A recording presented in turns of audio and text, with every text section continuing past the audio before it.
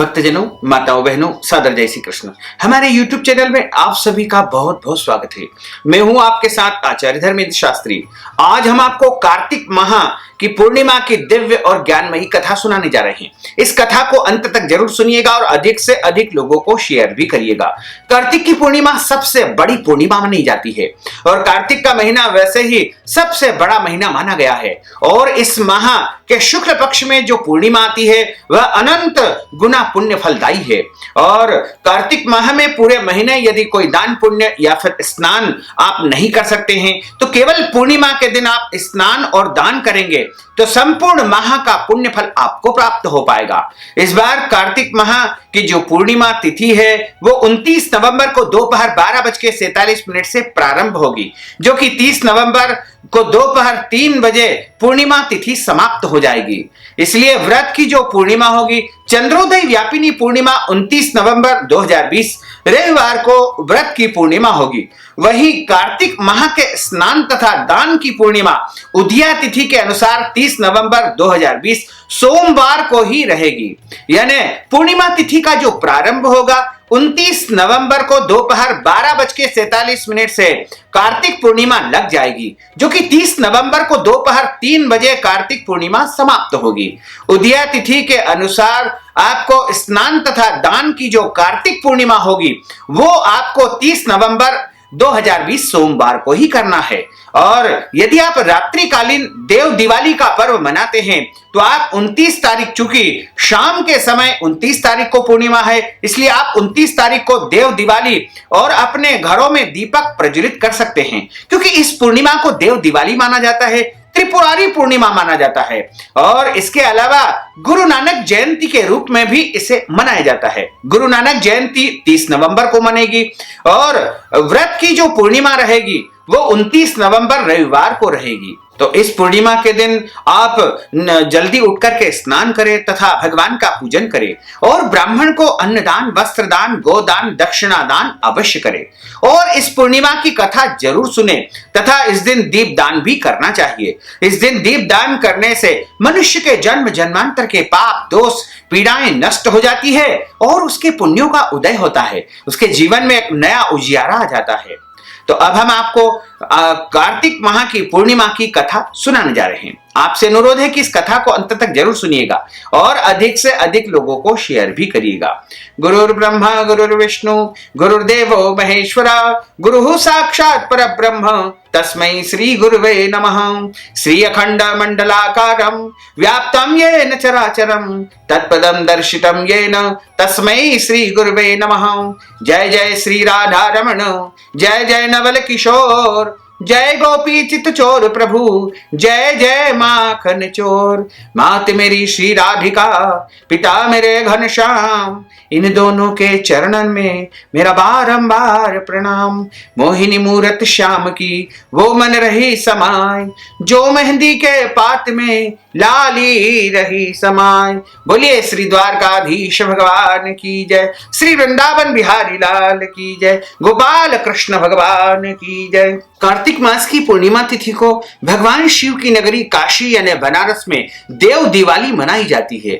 वैसे तो देव दिवाली पूरे भारत वर्ष तथा विदेशों में भी जो लोग हमारे सनातन धर्म को मानते हैं वो सभी देव दिवाली कार्तिक पूर्णिमा को मनाते हैं। देव दीपावली के दिन भगवान शिव और गंगा माता की पूजा की जाती है। संध्या के समय गंगा आरती होती है। देव दीपावली के संदर्भ में दो पौराणिक कथाएं मिलती है। एक कथा महर्षि विश्वामित्र तथा दूसरी भगवान शिव से जुड़ी हुई है। यह कथा महर्षि विश्वामित्र से जो जुड़ी हुई है वह पहली कथा इस प्रकार आती है। इस कथा के अनुसार एक बार विश्वामित्र जी ने देवताओं की सत्ता को चुनौती दे दी। उन्होंने अपने तप के बल से त्रिशंकु को सशरीर स्वर्ग में भेज दिया। यह देखकर के सारे देवता अचंभित हो गए। विश्वामित्र जी ने ऐसा करके उनको एक प्रकार से चुनौती दे दी। इस पर देवता त्रिशंकु को वापस पृथ्वी पर भेजने लगे, जिसे विश्वामित्र जी ने अपना अपमान समझा। उनको यह हार स्वीकार नहीं थी। तब उन्होंने अपने तपोबल से उसे हवा में ही रोक दिया और नई स्वर्ग तथा सृष्टि की रचना आरंभ कर दी। इससे समस्त देवता भयभीत हो गए। उन्होंने अपनी गलती की क्षमा याचना तथा भगवान विश्वामित्र को मनाने के लिए उनकी स्तुति की।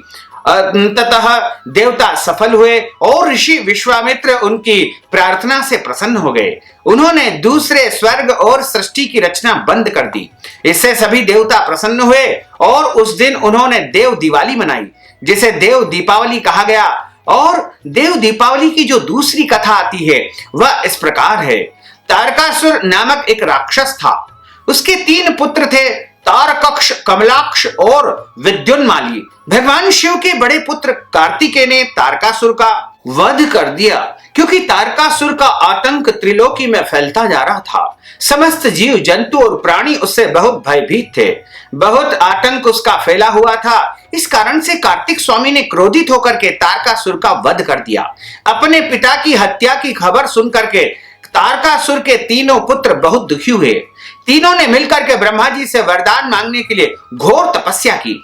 ब्रह्मा जी तीनों की तपस्या से प्रसन्न हुए और बोले कि मांगो, क्या मांगते हो, क्या वरदान चाहते हो। तीनों ने ब्रह्मा जी से हाथ जोड़ करके अमर होने का वरदान मांगा, लेकिन ब्रह्मा जी ने उन्हें इसके अलावा कोई दूसरा वरदान मांगने को कहा।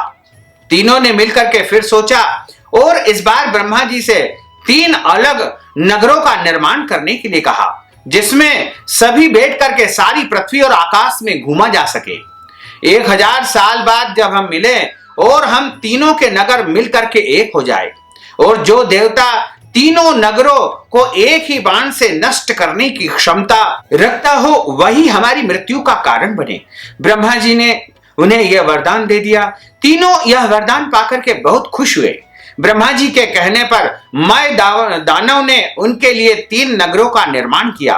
तारकक्ष के लिए सोने का, कमला के लिए चांदी का और विद्युन्माली के लिए लोहे का नगर बनाया। तीनों ने मिलकर के तीनों लोकों पर अपना अधिकार जमा लिया। इंद्र देवता इन तीनों राक्षसों से भयभीत हुए और भगवान शंकर की शरण में गए। इंद्र की बात को सुनकर के भगवान शिव ने इन दानवों का नाश करने के लिए दिव्य रथ का निर्माण किया। इस दिव्य रथ की हर एक चीज देवताओं से बनी। चंद्रमा और सूर्य से पहिए बने। इंद्र, वरुण, यम और कुबेर रथ के 4 घोड़े बन गए। हिमालय धनुष बने और शेषनाग प्रत्यंचा बने। भगवान शिव खुद बाण बन गए, यानी बाण के रूप में भगवान शिव खुद बन गए, और बाण की नोक जो बने वो अग्निदेव बन गए। इस दिव्य रथ पर सवार हुए खुद भगवान शिव। भगवानों से बने इस रथ और तीनों भाइयों के बीच भयंकर युद्ध हुआ। जैसे ही तीनों रथ एक सीध में आए, भगवान शिव ने बाण छोड़ करके तीनों का नाश कर दिया। इसी वध के बाद भगवान शिव को त्रिपुरारी कहा जाने लगा। यह वध कार्तिक माह की पूर्णिमा को हुआ, इसलिए इस दिन को त्रिपुरारी पूर्णिमा के नाम से जाना जाने लगा। और इस दिन सारे देवता मिलकर के दीपावली का बड़ा उत्सव मनाते हैं। स्वर्ग में दीपोत्सव किया जाता है। चूंकि इन 3 दैत्यों का वध इसी दिन हुआ था, इसीलिए इस दिन को बड़े उत्सव के रूप में सारे देवता इंद्र में मनाते हैं। और इंद्रादि समस्त देवता इस दिन देवलोक में दीप प्रज्वलित करते हैं, इसीलिए इसे देव दिवाली के रूप में मनाया जाता है। इस दिन देव दीपक जलाते हैं और इस दीपोत्सव को देव दिवाली कहा जाता है। इस प्रकार देव दिवाली की कथा को जो कोई भी सुनता है, उसे त्रिलोक से धन, संपत्ति, वैभव, सुख सब कुछ प्राप्त होता है और भगवान की अपार कृपा उसके जीवन पर बनी रहती है। बोलिए श्री लक्ष्मी नारायण भगवान की जय, शंकर भगवान की जय, पार्वती माता की जय, गजानंद गणपति भगवान की जय। अच्युतम केशवम राम नारायणम कृष्ण दामोदरम वासुदेवम हरे, श्रीधरम माधवम गोपिका वल्लभम, श्री जानकी नायकम श्री रामचंद्रम भजे, जानकी मनोहरम सर्वलोक नायकम, श्री शंकरादि सेवितम पुण्य नाम कीर्तनम, श्री राम राम राम राम राम नाम तायकम, रामकृष्ण वासुदेवा भक्ति मुक्तिदायकम, रामकृष्ण वासुदेवा भक्ति मुक्तिदायकम, रामकृष्ण वासुदेवा भक्ति मुक्तिदायकम। बोलिए श्री वृंदावन बिहारी लाल की जय। भक्तजनों, माताओं, बहनों, आपने कार्तिक पूर्णिमा की दिव्य कथा का श्रवण किया है। कथा सुनने के बाद यदि आप कार्तिक माह के निमित्त दान दक्षिणा प्रदान करना चाहते हैं तो आप हमारे पेटीएम के माध्यम से, गूगल पे के माध्यम से या फिर फोन पे या अकाउंट नंबर के माध्यम से धनराशि पहुंचा करके अपना नाम तथा गोत्र बता करके कार्तिक पूर्णिमा का संपूर्ण पुण्य फल आप प्राप्त कर सकते हैं। साथ ही हमारे इस ज्ञानवर्धक वीडियो को अधिक से अधिक लोगों को शेयर करिएगा, लाइक करिएगा, कमेंट करिएगा और यदि अभी तक आपने सब्सक्राइब नहीं किया तो अभी और इसी समय सब्सक्राइब अवश्य कर लीजिए। आपको और आपके पूरे परिवार को सादर जय श्री कृष्ण, सादर धन्यवाद।